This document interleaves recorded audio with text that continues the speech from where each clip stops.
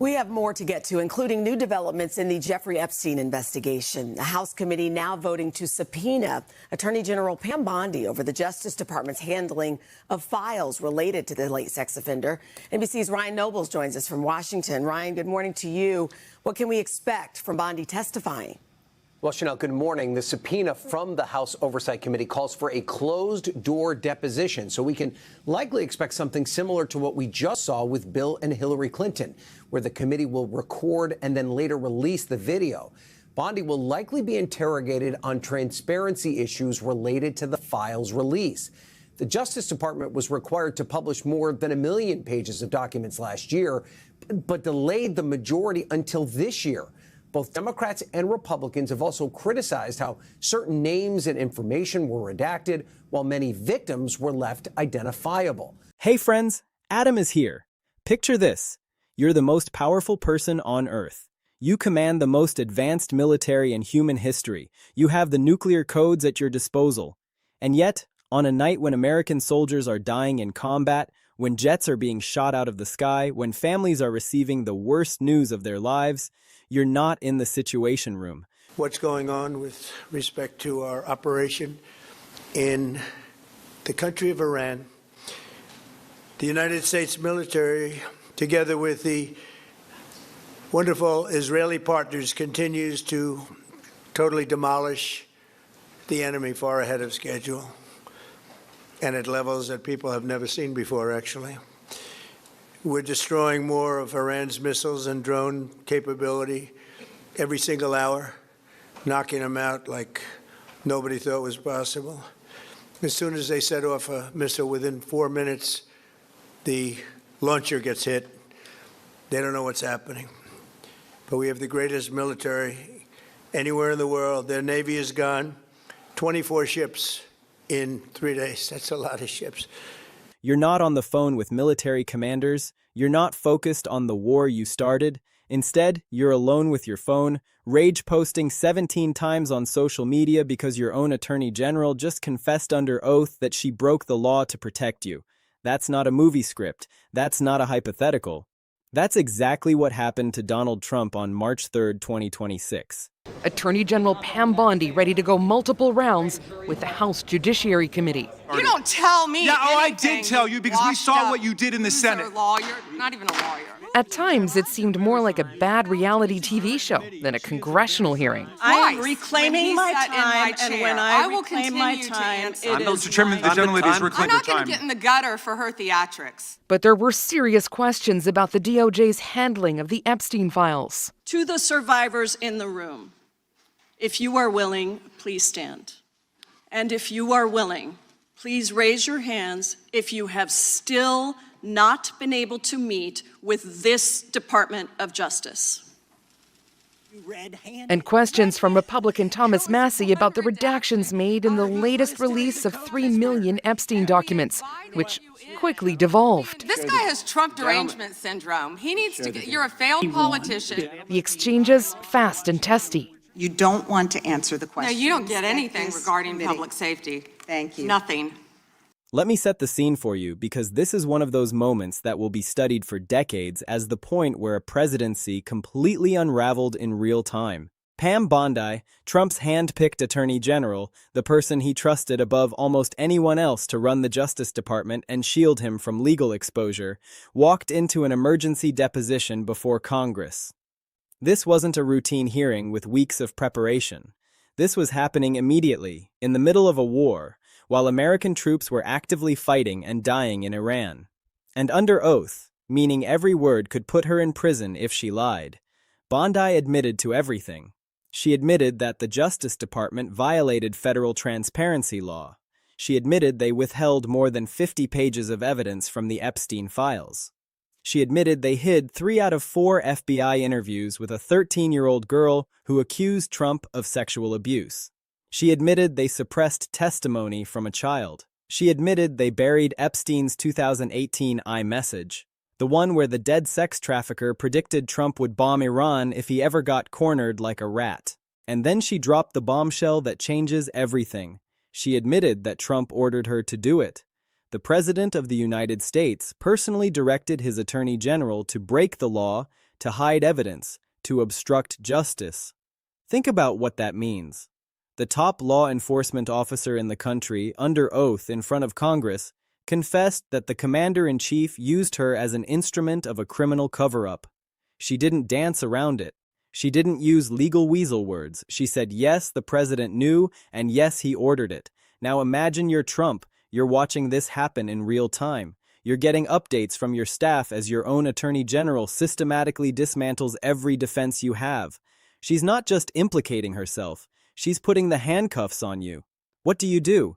If you're a normal president, you consult with your lawyers. You issue a measured statement. You let the process play out. But Trump is not normal. Trump cannot control himself. Trump cannot sit with uncomfortable truths.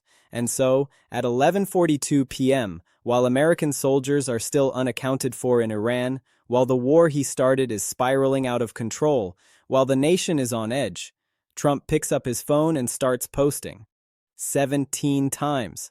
17 unhinged, desperate, lying posts on Truth Social. He calls Bondi a traitor. He says she betrayed him. He screams about witch hunts and deep state conspiracies. He claims she admitted nothing, a statement so obviously false that anyone watching the deposition knows it's a lie. He insists he's winning in Iran, which is demonstrably not true given the body bags coming home. This is not a president. This is a man having a complete mental breakdown in public while the country burns around him. And here's what makes this moment so historically significant. This wasn't some random accusation from political opponents that Trump could dismiss as fake news. This wasn't a media narrative he could wave away with a tweet. This was his own person, his own appointee, his own shield. And she just handed Congress everything they need to remove him from office. Let's walk through exactly what Bondi admitted because the details matter. The FBI interviewed an Epstein accuser 4 separate times. This was a woman who, as a 13-year-old girl, claimed Trump sexually abused her. 4 interviews, dozens of pages of testimony, detailed allegations. The whole story told in her own words to federal investigators. When Trump ordered the Epstein files released in February 2026, what he called a transparency initiative, only one of those 4 interviews made it into the public record. 1. The other 3, over 50 pages, simply disappeared. They were redacted, suppressed, removed from what was supposed to be a complete disclosure to the American people. Bondi admitted she made that decision. She admitted the DOJ violated the Transparency Act. She admitted Trump told her to do it. Then there's the iMessage. In 2018, Jeffrey Epstein sent a message predicting that if Trump ever got cornered like a rat, he would bomb Iran. This was a dead sex trafficker, from beyond the grave almost, predicting the exact sequence of events that unfolded in 2026. The cover-up starts breaking, and days later, Trump launches a war. That message was in the Epstein files. Bondi's DOJ chose not to release it. They hid it. And under oath, Bondi admitted she made that decision too. She admitted it should have been released. She admitted to the cover-up. So now you have a sitting president who ordered his attorney general to violate federal law, to obstruct justice, to hide evidence of crimes against children, to suppress testimony from a victim. And you have that attorney general confessing to it all on the record. This is not a close call. This is not a partisan interpretation. This is the president's own legal team admitting to felonies. And Trump's response? 17 posts in the middle of the night, raging about traitors, claiming victory in a war he's losing, denying things that were just admitted under oath. Let's talk about what this does to the impeachment case. Before Bondi's testimony, Democrats had evidence. They had document gaps. They had suspicious redactions. They had timelines that didn't add up, but they didn't have a confession. They didn't have someone directly tying Trump to the cover-up. Now they do. Bondi's admission is official evidence. It's part of the permanent congressional record. It's under oath, meaning perjury charges would follow if it were false, and it directly implicates the president in obstruction of justice. The articles of impeachment practically write themselves now. Obstruction of justice, abuse of power, violation of federal transparency law, directing a cover-up of evidence related to child sexual abuse. And here's the part that should terrify every Republican in Congress. How do you defend this? How do you go on television and explain to your constituents that you voted to keep a president in office after his own attorney general confessed under oath that he ordered her to break the law? You can't. There's no spin that works. There's no whataboutism that lands. There's no both sides argument that holds water. This is as clear as it gets. But the most devastating part of this entire saga isn't even the legal exposure. It's what Trump's all-night spiral reveals about his priorities and his mental state. While Bondi was testifying, American soldiers were dying. While Trump was posting 17 times, families were getting notifications that their loved ones weren't coming home. While Trump was raging about traitors and witch hunts, the war he started was spreading across the Middle East, and he couldn't focus on any of it. He couldn't tear himself away from his own personal drama. He couldn't put the country first for even one night. The President of the United States was so consumed by panic over his own legal exposure that he abandoned his duties as Commander-in-Chief during an active war to have a social media meltdown. That's not an opinion. That's a factual description of what happened on March 3, 2026. Prosecutors watched this unfold. Constitutional scholars watched. Military leaders watched. And they all understood the same thing. This man is not fit to hold office. The cover-up is now proven. The obstruction is now admitted. The abuse of power is now documented.